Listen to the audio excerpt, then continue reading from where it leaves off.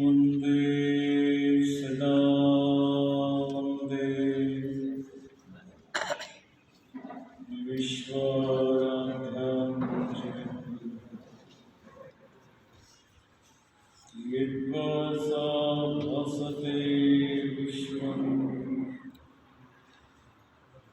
यस्तुतेनानुमोदते नमस्तस्मै गुणातीत विभवाय परात्मने यावोः सर्वलोकानां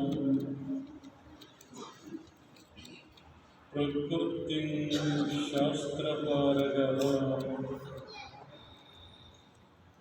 तां धर्मचारिणीं शम्भो गणनामपरां शिव। हर ओं शांति शांति शांति। श्री क्षेत्र मुक्ति मठದ पवित्र पुण्य प्रांगणದಲ್ಲಿ मकर संक्रांतिಯ महापुण्य पर्वकालದ 4ನೇ ದಿನದ ಈ ಧರ್ಮಸಭೆ ಸಮಾರಂಭದಲ್ಲಿ ಉಪಸ್ಥಿತರಿದ್ದು ತಮ್ಮ ಆಶೀರ್ವಚನವನ್ನು ಉಣಬಡಿಸಿರ್ತಕ್ಕಂಥ ಪರಮ ಪೂಜನೀಯ ಗುರುಗಳಾಗಿರ್ತಕ್ಕಂಥ ಶ್ರೀ ಚನ್ನಮಲ್ಲೇಶ್ವರ ಮಹಾತ್ಯಾಗಿಗಳು, ಶ್ರೀ ಕ್ಷೇತ್ರ ಇಟಿರಾ ಮುಕ್ತಿ ಮಠದ ಪರಮ ಪೂಜ್ಯರ ಚರಣ ಸನ್ನಿಧಿಗೆ ಅನಂತ ಭಕ್ತಿಯ ಪ್ರಣಾಮಗಳನ್ನು ಸಮರ್ಪಿಸಿ ತಮ್ಮೆಲ್ಲರನ್ನ ಭಕ್ತಿಲೋಕದತ್ತ ಕೊಂಡೊಯ್ದಿರ್ತಕ್ಕಂಥ ಶತಸ್ಥಲ ಬ್ರಹ್ಮಿ ಶ್ರೀ ಶಂಭುಲಿಂಗ ಶಿವಾಚಾರ್ಯ ಮಹಾಸ್ವಾಮಿಗಳು, ಶಾಂಡಿಲೇಶ್ವರ ಮಠ ಹಿರೇಮನ್ನೂರು ಹಾಗೂ ಪಾರಿಶ್ವಾಡದ ಪರಮ ಪೂಜ್ಯರ ಚರಣ ಸನ್ನಿಧಿಗೆ ಅನಂತ ಭಕ್ತಿಯ ನಮನಗಳನ್ನು ಸಮರ್ಪಿಸಿ ಈ ಸಮಾರಂಭದಲ್ಲಿ ಮೊದಲಿನಿಂದಲೂ ಕೂಡ ಬೆನಕನಹಳ್ಳಿ ಮತ್ತು ಮುಕ್ತಿಮಠ ಬೇರೆಲ್ಲ ಸೇವೆಯನ್ನು ಅವಿರತ ಮಾಡಿಕೊಂಡು ಬಂದಿರತಕ್ಕಂಥ ವೇದಮೂರ್ತಿ ಪ್ರಭುಯ್ಯ ಸ್ವಾಮಿಗಳು ಬೆನಕನಹಳ್ಳಿಯವರೇ ಹಾಗೂ ಹಿರಿಯ ಪೂಜ್ಯರ ಸೇವೆಯಲ್ಲಿ ತನು ಮನ ಎಲ್ಲವನ್ನ ಸಮರ್ಪಿಸಿ ಏಕೋಭಾವದಿಂದ ಸೇವೆಯನ್ನು ಸಲ್ಲಿಸತಕ್ಕಂಥ ಶ್ರೀ ಮಾದೇವಿ ಅಮ್ಮವರೇ ಹಾಗೂ ಈ ಸಂದರ್ಭದಲ್ಲಿ ಉಪಸ್ಥಿತರಿರ್ತಕ್ಕಂಥ ವೇದಮೂರ್ತಿ ಚಂದ್ರಸೇಯ ಕಾಟಾಪುರಿನವರೇ ಹಾಗೂ ಎಷ್ಟು ಹೊತ್ತಾದರೂ ಕೂಡ ಧರ್ಮಸಭೆಯಲ್ಲಿ ಹಿರಿಯ ವಯಸ್ಸಿನಲ್ಲಿ ನಮ್ಮ ಜೊತೆ ಇರ್ತಕ್ಕಂಥ ಶಿವಣ್ಣ ಐನಾಪುರವರೇ, ಭಕ್ತಿಯಲ್ಲಿ ತನ್ನನ್ನೇ ತಾನು ತೊಡಗಿಸಿಕೊಂಡು ಅದಕ್ಕೆ ಲೆಕ್ಕ ಹಾಕಲಿಕ್ಕೆ ಬರದಂತಹ ಶ್ರದ್ಧಾ ಭಕ್ತಿ ನಿಷ್ಠೆಯನ್ನು ಇಟ್ಟಿರ್ತಕ್ಕಂಥ ನಮ್ಮ ಈಶ್ವರ್ ಠಾಕೂರ್ ಮೈಸೂರವರೇ ಮತ್ತು ನಮ್ಮ ಧಾರವಾಡದಲ್ಲಿದ್ದುಕೊಂಡು ಕೂಡ ಯಾವತ್ತಿಗೂ ಶ್ರೀಮಠದ ಕರೆ ಬರಲಿ ಬಾರದೇ ಇರಲಿ ಅವಿರತ ತಮ್ಮ ಸೇವಾ ಮನೋಭಾವನೆಯನ್ನು ಶ್ರೀಮಠದ ಮೇಲೆ ಅತ್ಯಂತ ಶ್ರದ್ಧಾ ನಿಷ್ಠೆಯನ್ನು ಇಟ್ಟಿರ್ತಕ್ಕಂಥ ನಮ್ಮ MM ಬಡಿಗೇರ್ ಸರ್ ಅವರು ಮತ್ತು ಈ ಸಮಾರಂಭದಲ್ಲಿ ಅತ್ಯಂತ ಈ 5 ದಿನಗಳ ಪರ್ಯಂತ ಈ ವಯಸ್ಸಿನಲ್ಲಿ ಶಂಕರಯ್ಯ ನಿಮಗೆ ಗೊತ್ತದೆ, ಮಠ ಯಾವಾಗ ಪ್ರಾರಂಭ ಆಗೈತಿ ಆವತ್ತಿಂದಲೂ ಕೂಡ ಶಂಕರಯ್ಯ ಶ್ರೀಮಠದ ಸೇವೆಯಲ್ಲಿ ಇದ್ದು ತನ್ನ ಎಷ್ಟೇ ವಯಸ್ಸಾದರೂ ಕೂಡ ಎಲ್ಲರನ್ನೂ ಕೂಡ ಎಲ್ಲರೂ ಹೇಳ್ದಂಗೆ ಕೇಳಿ ಮತ್ತು ತನಗೆ ಹೆಂಗೆ ಬರ್ತದೆ ಎಲ್ಲನೂ ಒಳ್ಳೆಯ ವಿಚಾರದಿಂದ ಈ ಒಂದು ಕಾರ್ಯಕ್ರಮವನ್ನು ಸಂಚಾಲಕವನ್ನು ವಹಿಸಿಕೊಂಡು ಬಹಳ ಸುಂದರವಾಗಿ ಕಾರ್ಯಕ್ರಮವನ್ನು ನಡೆಸಿಕೊಂಡು ಬಂದಿರತಕ್ಕಂಥ ವೇದಮೂರ್ತಿ ಶಂಕರಯ್ಯ ಚರ್ಲಿಂಗಮಠ ಅವರೇ ಎಲ್ಲರ ಜೊತೆಯಲ್ಲಿ ಭಕ್ತಿ ಭಾವದ ಶರಣರ ಭಾವಗೀತೆ ತತ್ವಪದಗಳನ್ನು ಹಾಡಿ ನಿಮ್ಮೆಲ್ಲರ ಮನಸ್ಸನ್ನು ಸೊರೆಗೊಳ್ತಕ್ಕಂಥ ನಮ್ಮ ಕುಮಾರ್ ಅವರೇ, ರಾಮಚಂದ್ರ ಮಾಸ್ತರ್ ಅವರೇ, ನಮ್ಮ ಪಾಟೀಲ್ ತಬ್ಲಾ ಅವರೇ ಈ ಸಮಾರಂಭದಲ್ಲಿ ಪಾಲ್ಗೊಂಡಿರ್ತಕ್ಕಂಥ ಮತ್ತು ಎಲ್ಲರ ಫೋಟೋ ಹಂಗೆ ತೆಗಿತಾರೆ ನಮ್ಮ ದೇವೇಂದ್ರ ಮಾಸ್ತರ್ ರಾಹುಲ್ ಅವರು ಛಾಯಾಚಿತ್ರಗಳೆಲ್ಲರನ್ನ ಸೆರೆ ಹಿಡಿದು ಎಲ್ಲರಿಗೆ ಮತ್ತೊಮ್ಮೆ ಈ ಕಾರ್ಯಕ್ರಮವನ್ನು ನೆನಪಿಸ್ಕೊಳ್ಳಿಕ್ಕೆ ಛಾಯಾಚಿತ್ರ ಮತ್ತು ಫೋಟೋಗಳನ್ನು ತೆಗಿತಕ್ಕಂಥ ರಾಹುಲ್ ಅವರು ಅತ್ಯಂತ ಒಂದು ಸುಂದರವಾಗಿ ಧ್ವನಿವರ್ಧಕ, ಎಲ್ಲರಿಗೂ ಕೂಡ ಒಂದು ಒಳ್ಳೆಯ ಬೆಳಕು ಮತ್ತು ಒಳ್ಳೆಯ ಧ್ವನಿ ವ್ಯವಸ್ಥೆಯನ್ನು ಮಾಡಿಕೊಟ್ಟಿರ್ತಕ್ಕಂಥ ನಮ್ಮ ಈ ಧ್ವನಿವರ್ಧಕ ಬಳಗದವರೇ ಮತ್ತು ಈ ಸಮಾರಂಭದಲ್ಲಿ ಕುಂಭದ ಕೊಡವನ್ನು ಹೊತ್ತು ತಂದಿರತಕ್ಕಂಥ ನನ್ನ ತಾಯಂದಿರೇ ಹಾಗೂ ದೇವಗಿರಿ ಗ್ರಾಮದಿಂದ ಅಮ್ಮವರಿಗೆ ತಾಯಿ ಮುಕ್ತಾಂಬಿಕೆಗೆ ಬೆಳ್ಳಿ ನಡುಪಟ್ಟಿಯನ್ನು ಸಲ್ಲಿಸಿರ್ತಕ್ಕಂಥ ಭಕ್ತರಿದ್ದಾವೆ. ಈ ಸಮಾರಂಭದಲ್ಲಿ ಬೆಲ್ಲದ ಸೇವೆ ಹಾಗೂ ಅನೇಕ ರೀತಿಯ ವಿಧದ ಸೇವೆಗಳನ್ನು ಮಾಡಿ ತಮ್ಮ ಕೈಲಾದ ತಮಗೆ ಶಿವನು ಕೊಟ್ಟಿರ್ತಕ್ಕಂಥದ್ರಲ್ಲಿ ಶ್ರೀ ಕ್ಷೇತ್ರಕ್ಕೆ ಸಮರ್ಪಣೆ ಮಾಡಿರ್ತಕ್ಕಂಥ ಕಸದಿಂದ ಇಳಿದುಕೊಂಡು ಕಳಸದವರೆಗೆ ಮತ್ತು ಎಲ್ಲ ಪರಮ ಪೂಜ್ಯರನ್ನು ಅತ್ಯಂತ ಸುಂದರವಾಗಿ ಮೊದಲಿನಿಂದಲೂ ಕೂಡ ಮಂಗಳವಾದ್ಯಗಳನ್ನು ನುಡಿಸ್ತಕ್ಕಂಥ ನಮ್ಮ ಅಲ್ಕರ್ಣಿ ಕರಡಿ ಮುಜಲವರೇ, ಅರ್ಗಾಪುರದ ನಮ್ಮ ಸುಭಾಷ್ ಅವರೇ ಮತ್ತು ನಮ್ಮ ಕಾಳಿ ಬಹಳಷ್ಟು ಚೆನ್ನಾಗಿ ಎಲ್ಲರನ್ನು ಸ್ವಾಗತ ಮಾಡ್ತಕ್ಕಂಥ ಕಾಳಿಯವರೇ ಮತ್ತು ಒಡೆಯರಟ್ಟಿಯಿಂದ ಬಂದಿರತಕ್ಕಂಥ ಮಜಲು ದೇವಗಿರಿ ಮತ್ತು ಅನೇಕ ನಮ್ಮ ಗಿರಿಯಾಲ ಅನೇಕ ಕರಡಿ ಮಜಲು ಕೂಡ ಇವತ್ತು ಸೇವೆಯನ್ನು ಮಾಡಿರ್ತಕ್ಕಂಥವರಾಗಿದ್ದಾರೆ. ಮತ್ತು ಈ ಸಮಾರಂಭದಲ್ಲಿ ಪಾಲ್ಗೊಂಡಿರ್ತಕ್ಕಂಥ ಸಮಸ್ತ ನನ್ನ ಸದ್ಭಕ್ತ ತಂದೆ ತಾಯಿಗಳೇ, ತಮ್ಮೆಲ್ಲರಿಗೂ ಶರಣಾರ್ಥಿ.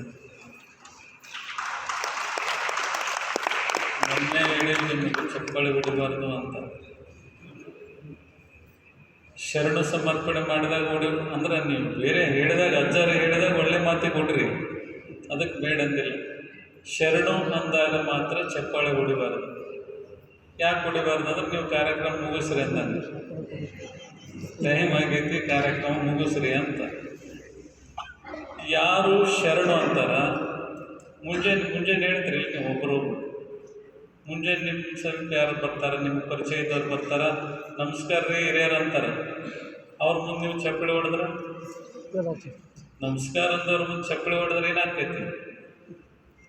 ಆದರೆ ಅದಕ್ಕೆ ನಮಸ್ಕಾರ ಮಾಡಿದವ್ರಿಗೆ ನಮಸ್ಕಾರ ಮಾಡಬೇಕು, ಶರಣು ಅಂದವರಿಗೆ ಶರಣು ಅನ್ನಬೇಕು. ಸರ್ವ ಸದ್ಭಕ್ತರಿಗೆ ಅಂದರೆ ಸಕಲ ಸದ್ಭಕ್ತರಿಗೆ ಕೈ ಮುಗಿವಾತನೇ ಶರಣ ಅಂತ ಹೇಳ್ತಾರೆ. ಹಾಗಾಗಿ ಶರಣ ಭಾವ ನಮ್ಮಲ್ಲಿ ಬರಬೇಕು. ಒಳ್ಳೆ ಮಾತಾಡಿದ್ರೆ ಅಂತೇಳಿ ಮತ್ತು ಒಂದಲ್ಲ 10 ಸರಿ ಹೊಡಿದ್ರೆ ಚಪ್ಪಾಳಿ ನಡೀತದೆ. ಆದರೆ ಶರಣ ಸಮರ್ಪಣೆ ಮಾಡಿದಾಗ ಹೊಡಿಬಾರ್ದು. ಇರಲಿ.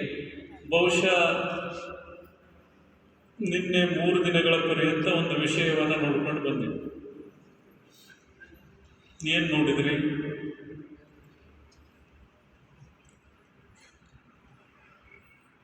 ಬಾಪುರೆ ವಿಧಿ ಬಲ್ಲಿದರು ಬೇರಾರುಂಟು, ರೂಪುಗೆಡಿಸಿದೆ ನೀ ಮಹಾಮೈಮರನ್ನೆಲ್ಲ.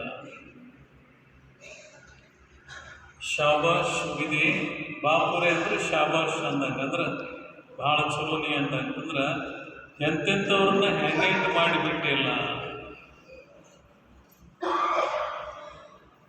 ಕ್ಷಣದೊಳಗೆ ರಾಜನನ್ನ ಭಿಕ್ಷಾ ಬೇಡಂಗೆ ಮಾಡಿದೆ, ಭಿಕ್ಷಾ ಬೇಡವನನ್ನ ರಾಜನನ್ನಾಗಿ ಮಾಡಿದೆ, ಯಾರಿಗೆ ಅಗರ್ಭ ಶ್ರೀಮಂತರನ್ನಾಗಿ ಮಾಡಿದೆ, ಯಾರಿಗೋ ಭಿಕ್ಷಾ ಬೇಡಕ್ಕೆ ಹಚ್ಚಿದೆ, ಯಾರಿಗೋ ಏನೇನೋ ಕೊಟ್ಟು ಯಾರ್ಯಾರಿಗೆ ಏನೇನೋ ಕಷ್ಟ ಕೊಟ್ಟು ಏನೇನೋ ಮಾಡಬಾರದೆಲ್ಲ ಮಾಡಿದೆ. ಅದಕ್ಕೆ ಬಾಪುರೆ ವಿಧಿ ಬಲ್ಲಿದರು ಬೇರಾರುಂಟು, ರೂಪುಗೆಡಿಸಿದೆ ಮಹಾಮೈಮರೆಂದೆಲ್ಲ, ಅರಿಯ ನೀರೈದು ಪರಿಭವದೋಡು ಬಳಲಿಸಿದೆ.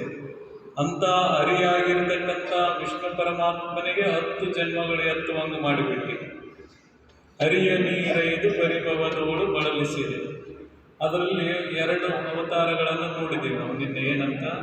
ಒಂದು ರಾಮಂದು, ಒಂದು ವಾಮನ ರೂಪ, ಬಲಿ ಚಕ್ರವರ್ತಿಯಲ್ಲಿ. ಅದಕ್ಕೆ ದಾನ ಕೊಡುವುದು ಹೆಂಗೆ ಕೊಡಬೇಕು ಅಂತಕ್ಕಂಥದ್ದನ್ನು ಅನೇಕ ರೀತಿಯಿಂದ ಆಗ ಬಲಿ 2 ಪಾದ ಕೊಟ್ಟಾಗ, ಒಂದು ಪಾದ ಇಡೀ ಭೂಮಂಡಲ, ಒಂದು ನಭೋಮಂಡಲ, 2 ಮಂಡಲ ತುಂಬಿದಾಗ ಇನ್ನೊಂದು ಪಾದ ಎಲ್ಲಿ ಇಡಲಿ ಅಂದಾಗ ನನ್ನ ತಲೆ ಮೇಲೆ ಇಡುವು ಅಂತ ಹೇಳಿದ ಬಲಿ ಚಕ್ರವರ್ತಿ. ಆಗ ಮನುಷ್ಯನಿಗೂ ಕೂಡ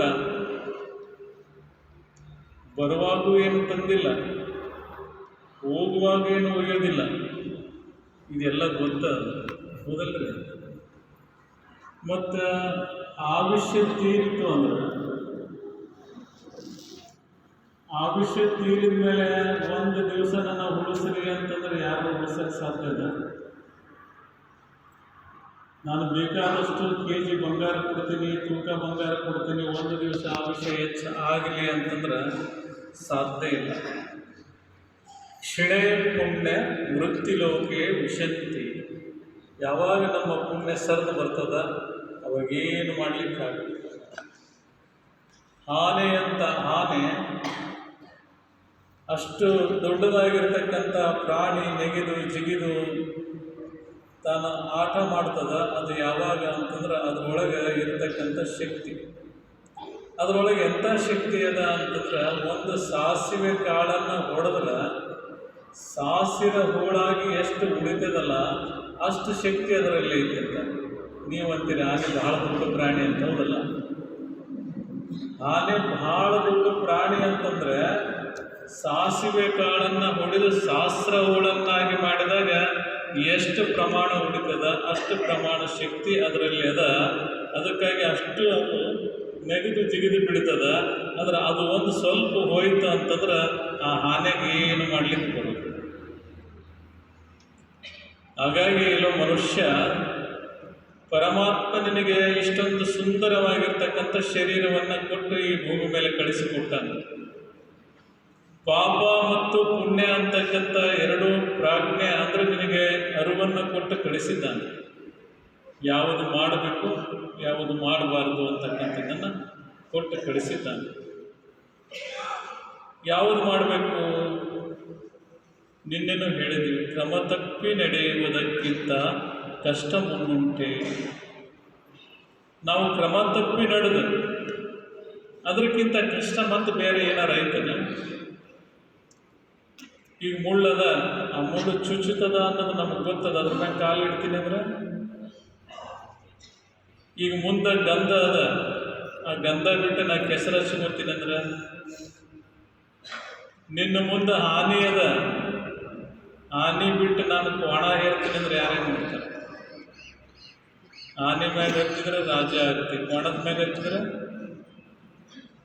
ಕೋಣದ ಮ್ಯಾಗ ಯಾರು ಇರ್ತಾರೆ? ಕೋಣ ಯಾರು ವಾಹನ?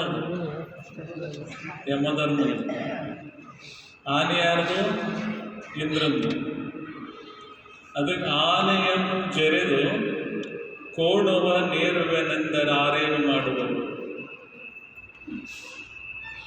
ಆನೆ ಐತೆ, ಅದನ್ನು ಬಿಟ್ಟು ಸುಜಲಂ ಮುಂದಿರಲು, ಗಂಗಾಜಲ ಮುಂದೈತಿ. ಸುಜಲ ಅಂದ್ರೆ ಒಳ್ಳೆ ನೀರು ಮುಂದೈತಿ. ಅದನ್ನು ಬಿಟ್ಟು ನಾನು ಮತ್ತೆ ಬೇರೆ ಏನಾದ್ರು ಕುಡಿತೀನಿ ಅಂದ್ರೆ ಯಾರೇನು ಮಾಡ್ಲಿಕ್ಕೆ ಆಗ್ತದೆ?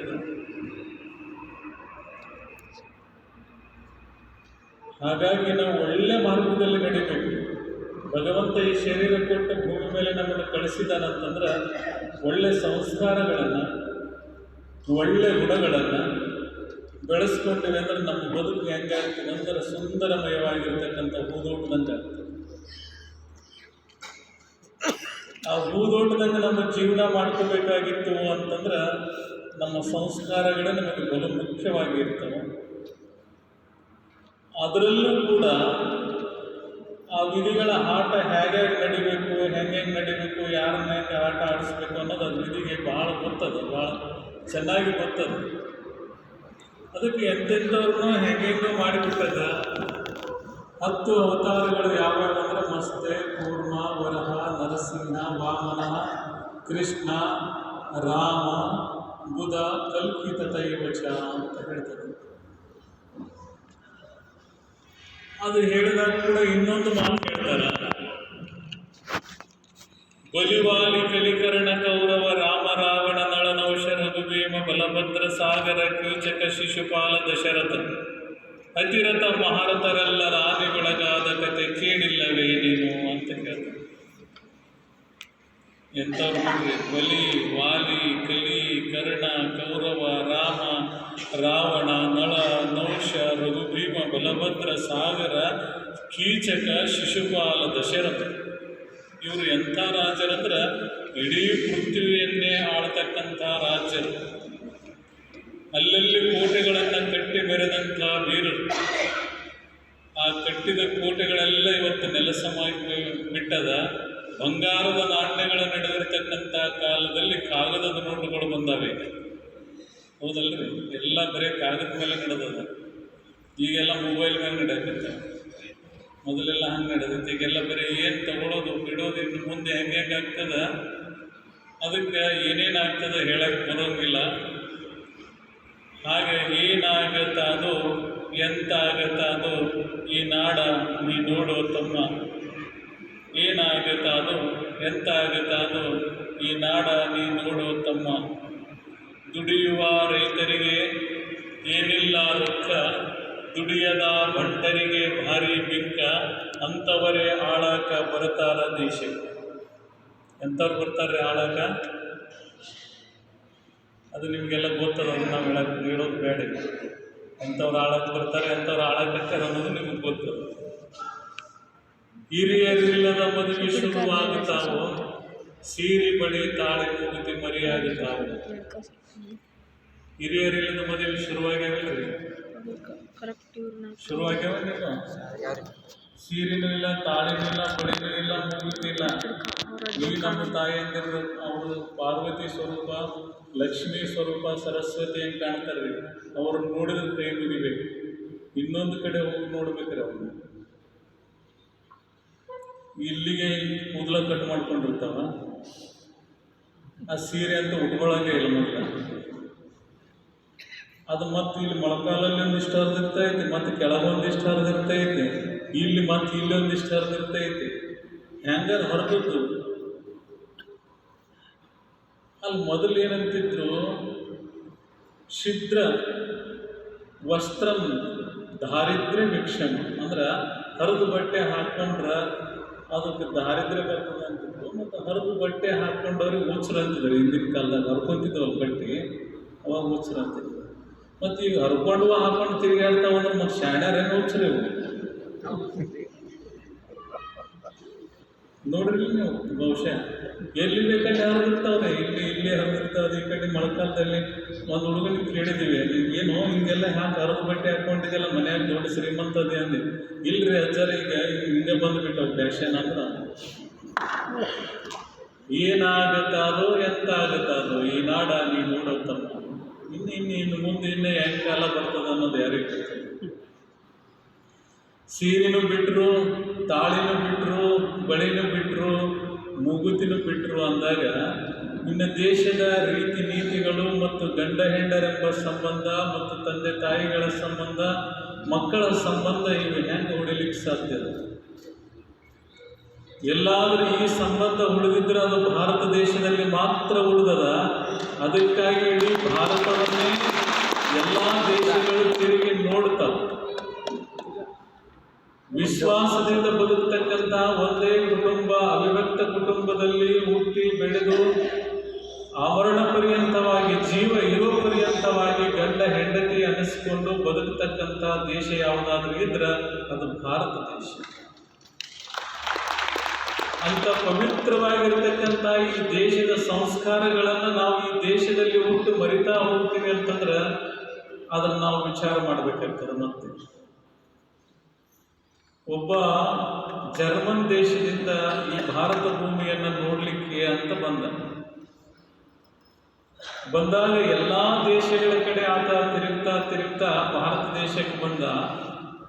ಭಾರತ ದೇಶದಲ್ಲಿ ಎಲ್ಲ ಕ್ಷೇತ್ರಗಳಿಗೆ ಭೇಟಿ ಕೊಟ್ಟ ಪಂಜಾಬದಲ್ಲಿರ್ತಕ್ಕಂಥ ಸ್ವರ್ಣ ಮಂದಿರವನ್ನು ಪ್ರವೇಶ ಮಾಡುವಾಗ ಅಲ್ಲಿ ಯಾರಿಗೂ ಕೂಡ, ರಾಷ್ಟ್ರಪತಿಗೂ ಕೂಡ ಅಲ್ಲಿ ಹಂಗೆ ಅಂದ್ರೆ ಈ ಏನಾದರೂ ಕಾಲಲ್ಲಿ ಹಾಕ್ಕೊಂಡು ಹೋಗ್ಲಿಕ್ಕೆ ಯಾರಿಗೂ ಪರ್ಮಿಷನ್ ಇಲ್ಲ ಅಲ್ಲಿ.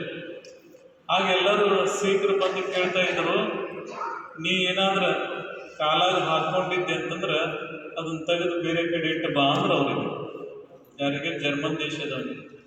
ಅವ ಅಂದ ಯಾಕಂದ್ರೆ ಇದು ಸ್ವರ್ಣ ಮಂದಿರ ಐತಿ, ಇಲ್ಲಿ ಒಂದು ಗುರುಗೀತೆ ಅಥವಾ ಇದನ್ನು ಗುರು ನಾನಕರು ಕಟ್ಟಿರೋಂಥದ್ದು, ಇಲ್ಲಿ ಒಂದು ನಮ್ಮ ಕಟ್ಟಳೆ ಅದ ಇದು ಅಂತ ಹೇಳಿದ್ರು. ಅದಕ್ಕೆ ಅವ ಹೇಳಿದ, ನೀ ಬರೀ ಈ ಸ್ವರ್ಣ ಮಂದಿರ ಅಷ್ಟೇ ಇಲ್ಲಿ ದೇವರದಾನ ಅಂತ ತಿಳ್ಕೊಂಡಿದ್ದೀವಿ, ಬರೀ ಇಲ್ಲಿ ಅಷ್ಟೇ ಅದಾನಂತ ನೀವು ತಿಳ್ಕೊಂಡು ಹೊರಗೆ ಬಿಟ್ಟು ಬರ್ತೀವಿ, ಒಳಗೆ ಹಾಕ್ಕೊಂಡು ಹೋಗೋದಿಲ್ಲ, ಹೊರಗೆ ಬಿಟ್ಟು ಹೋಗ್ತೀವಿ. ಆದ್ರೆ ಈ ಭಾರತ ದೇಶನೇ ದೇವರ ಮನೆ ಅಂತ ತಿಳ್ಕೊಂಡು ನನ್ನ ಕಾಲಾಗಿನ ನಮ್ಮ ದೇಶದಾಗೆ ಬಿಟ್ಟು ಬಂದಿನಿ ಅಂತ ಹೇಳಿದಂತೆ. ಈ ಭಾರತದ ನೆಲ ಜಲ ಎಲ್ಲವೂ ಕೂಡ ಮಂತ್ರಮಯವಾಗಿರ್ತಕ್ಕಂಥದ್ದು, ಪವಿತ್ರವಾಗಿರ್ತಕ್ಕಂಥದ್ದು. ಇಂಥ ಪವಿತ್ರ ದೇಶದಲ್ಲಿ ಹುಟ್ಟಿರ್ತಕ್ಕಂಥವ್ರು ನಾವು ನಮ್ಮ ಸಂಸ್ಕಾರಗಳನ್ನೆಂದು ಮರಿಬಾರದು. ಆದರೆ ವಿಧಿ ಆಟ ಏನು ಮಾಡಕ್ಕೆ ಬಾಪುರೇ ವಿಧಿ ಬಲ್ಲಿದರು ಬೇರಾರು ರೂಪುಗೆಡಿಸಿದೆ. ರೂಪ ಹೆಂಗೆ ನೋಡ್ರಿ, ಹೆಂಗಿದ್ದವ್ರನ್ನ ಹೆಂಗೆ ಮಾಡಿಬಿಟ್ಟು. ಇನ್ನು ಮತ್ತು ನಮ್ಮ ಹುಡುಗರು ಅವರು ಪಾಪ ಅಲ್ಲಿ ಈ ಭಾರತದಾಗ ಒಲಿಂಪಿಕ್ಸ್ ಪಂದ್ಯ ಅಂತ ನಡೀತದೆ, ಗೊತ್ತಿರ್ಬೇಕೆಲ್ಲ. ಒಲಿಂಪಿಕ್ಸ್ ಪಂದ್ಯದಾಗ ಏನು ಕೊಡ್ತಾರ ಅಂತಂದ್ರೆ, ಅಲ್ಲಿ ಯಾರ್ಯಾರು ಗೆದ್ದಿತಾರ ಅವರಿಗೆ ಬಂಗಾರದ ಪದಕ ಮತ್ತು ಬೆಳ್ಳಿ ಪದಕ ಮತ್ತು ಕಂಚಿನ ಪದಕಗಳನ್ನು ನೀಡ್ತಾರೆ. ಅವೆಲ್ಲ ಬೇರೆ ಬೇರೆ ದೇಶಗಳನ್ನೇ ಬಂಗಾರ ಮತ್ತು ಬೆಳ್ಳಿಯು ಪಡ್ಕೊಂಡಿರ್ತಾವ. ಆದ್ರೆ ನಮ್ಮ ಮೊನ್ನೆ ಭಾರತ ದೇಶ ಯಾವ್ದು ಏನು ಪಡ್ಕೊಂತು? ಕಂಚಿನ ಪದಕವನ್ನು ಪಡ್ಕೊಂತು. ಅದಕ್ಕೆ ಎಲ್ಲರೂ ವಿಚಾರ ಮಾಡಿದರು, ಕಂಚಿನ ಪದಕ ಯಾಕೆ ಸಿಗಾಕತ್ತೇವ, ಅವ್ರಿಗೆ ಅಷ್ಟೇ ಬಂಗಾರ ಪದಕ ಯಾಕೆ ಸಿಗಾಕತ್ತೇವ ಅಂತಂದ್ರೆ, ನಮ್ಮ ಹುಡುಗರು ರಾತ್ರಿ 12 ಗಂಟೆ ತನಕ ಹೇಳ್ತಾವು. ಆಗಿನ ಒಂದು ವಿಚಾರ ಹೆಂಗಿತ್ತಂದ್ರೆ, ಪ್ರತಿಯೊಂದು ಮನೆಗೆ ಗರಡಿ ಮನೆ ಅಂತ ಇತ್ತು, ಪೈಲ್ವಾನ್ಕಿ ಮಾಡ್ತಿದ್ರು. ಅದ್ರೊಳಗೆ ಕಸರತ್ತು ಮಾಡ್ತಕ್ಕಂಥ ಒಂದು ಗರಡಿ ಮನೆ ಅಂತ ಇರ್ತಿದ್ದವು ಊರಿಗೊಂದು. ಈಗ ಊರಿಗೊಂದು ದಾಬಾ ಆಗ್ಯಾವ. ನಮ್ಮ ಹುಡುಗರು ಗರಡಿ ಮನೆಯಾಗ ಇರಂಗಿಲ್ಲ ರೀ, ಎಲ್ಲಿರ್ತಾವ? ದಾಬಾದಾಗಿರ್ತಾವ. ಮತ್ತಿನ್ನು